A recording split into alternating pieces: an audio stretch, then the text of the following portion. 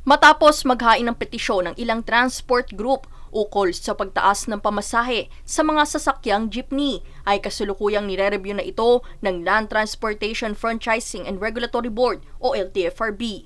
Ang taas pasahe na hiling ng mga transport group ay ugat ng patuloy na pagtaas sa presyo ng mga produktong petrolyo na siyang malaking hamon para sa mga driver at operator.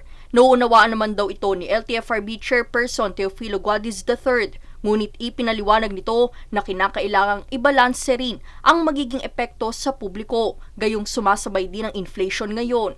Sa kabila nito ay titiyakin naman ng LTFRB ang patas na desisyon sa mga isasagawang public hearing at consultation para sa ikabubuti ng mga transport operator at bawat mananakay.